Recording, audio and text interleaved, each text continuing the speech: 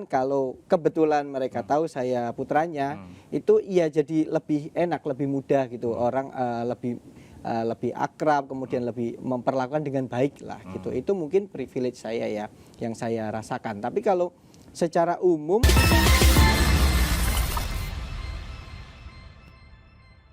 Kenapa anaknya kok menjadi seorang dokter yang ngurusin olahraga? Nah, itu.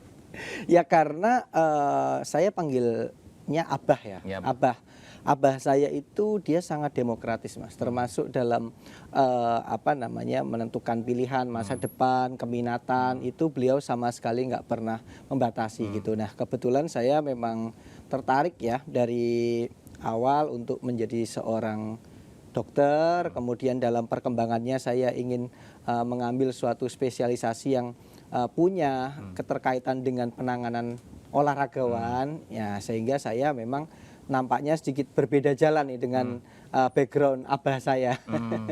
Ya, Jadi emang dari kecilnya sudah tertarik olahraga, kemudian betul. menekuni udah jadi dokter spesialis Kedokteran, KO itu apa? ya. KO Kedokteran olahraga. kedokteran olahraga ya. Jadi kalau itu ngurusin yang cedera-cedera begitu atau gimana sih? Betul, mayoritas itu sih kalau apa bidang saya. Jadi kalau seandainya ada pemain bola biar di lapangan biar tampilnya mukanya glowing bukan kan? Bukan ya? Bukan kan Mas? Bukan. Nah, sebagai seorang anak pejabat gitu, pernah merasakan nggak mendapatkan privilege gitu? Kalau privilege itu mungkin kalau orang ya tahu misalnya kebetulan tahu saya putra Pak Mahfud gitu, itu mungkin saya merasa beruntungnya karena orang itu kan akan punya pandangan positif gitu. Jadi alhamdulillah saya bersyukur setahu saya gitu orang itu kalau menilai Abah saya itu stigmanya banyak positifnya, sehingga kemudian kalau kebetulan mereka tahu saya putranya, itu ya jadi lebih enak, lebih mudah gitu. Orang lebih akrab, kemudian lebih memperlakukan dengan baik lah gitu. Itu mungkin privilege saya ya, yang saya rasakan. Tapi kalau secara umum nggak ada Mas, privilege seperti apa, fasilitas, prioritas itu enggak gitu. Tapi cuman mungkin yang saya katakan kalau itu sebuah privilege ya, saya nggak tahu privilege ya, tapi dengan saya itu menjadi putranya Pak Mahfud, saya itu punya privilege untuk bisa langsung gitu bertanya kepada beliau hal-hal terkait soal karir, agama, apapun lah itu. Jadi dia tuh guru kehidupan saya, guru ngaji saya. Itu kalau boleh dibilang privilege, menurut saya itu privilege saya yang paling besar. Oh. Ya. Jadi bisa langsung nanya kepada Pak Mahfud ya. Betul. Pak Mahfud kan pernah jadi ketua MK ya. Betul. Pernah nggak nanya itu kepada Abah, itu gimana menurut Abah keputusan MK gitu? Kalau itu nggak perlu. Oh, nggak pernah. nggak perlu apa tanya langsung, lihat komen beliau di TV atau di mana kan sudah tahu. Sudah tahu. Ya, banyak yang nggak tahu ya kalau Mas Iwan ini adalah putra Prof. Mahfud karena namanya cuman Muhammad Ikhwan Zain. Ya. Nggak ada MD-nya, soalnya Muhammad Ikhwan Zain MD seharusnya ya. Ada MD gitu ya. juga ya, nggak ada MD-nya ya. Nggak ada. Nggak ada MD-nya. Ini unik juga kan seharusnya dari Mas Iwan kecil itu sudah tahu bahwa Abah itu bersinggungan dengan politik gitu ya. Tidak sedikit pun gitu keinginan untuk masuk juga ke politik. Kalau sampai saat ini belum ya. Belum. Tapi saya bisa melihat beliau, minimal saya melihat proses lah.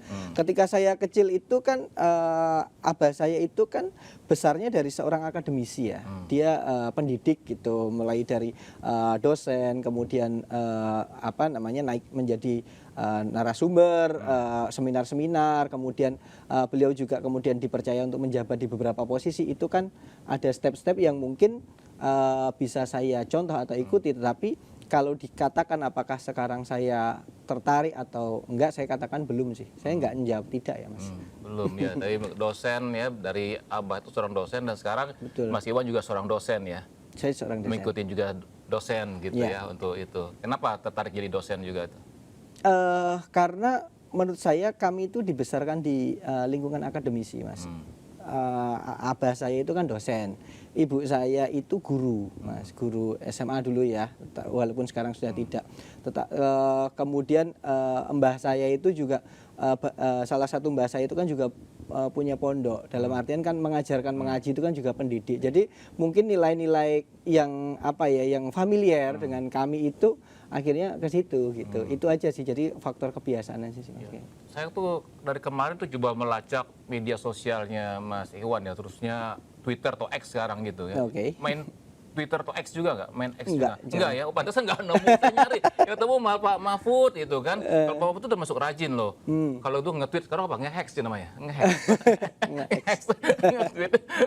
Itu tuh masuk rajin ya. Dan kritis untuk hal-hal yang gitu. Kenapa nggak itu bermain di media sosial juga itu?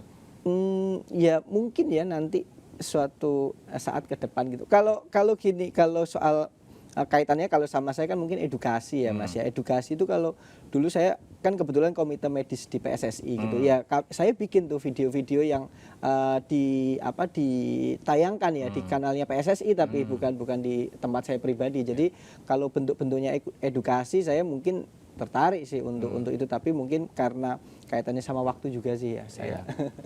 Ya ini kalau tadi bicara PSSI, Mas, saya itu kan juga senang olahraga ya. Tapi senang tuh saya olahraga catur sekarang. Okay. Kenapa? Karena kalau olahraga bola itu kan pemanasannya mesti keliling lapangan bola ya, itu capek.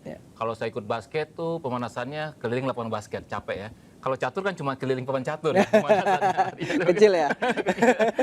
lebih enak. Field of play-nya kecil ya. Nah, sekarang nih pertanyaannya nih, begitu Pak Mahfud ditunjuk sebagai calon wakil presidennya Ganjar Pranowo, gimana waktu itu respon keluarga?